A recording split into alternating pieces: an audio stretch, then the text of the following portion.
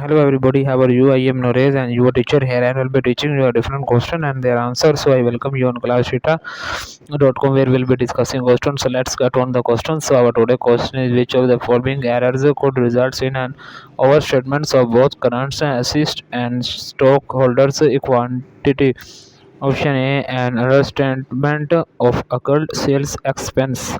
Option B, non-current non-receivable principles is misclassified as a current assist. Option C, annual depreciations on manufacturing machinery is understated. Option D, holiday pay expense for the administrative employee is misclassified as manufacturing overhead.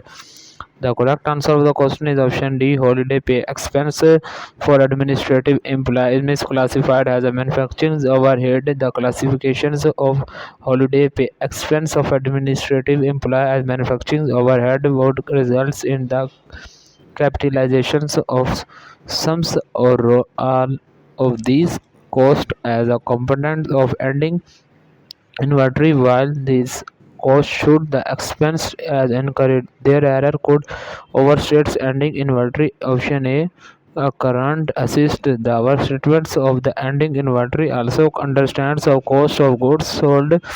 Beginning inventories plus net purchase is minus ending account sales expense would not affect current assist. The classifications of the non-current not receivable principal as a current assist would have to impact on stockholders' equity. The understatements of the depreciations on the manufacturing machinery would understate the overhead added to inventories a current assist. So that the answer of the question. If you are searching any other question, please visit www.classvita.com and find on the search section. If you have any question to ask, there are now sessions on the right side of the website.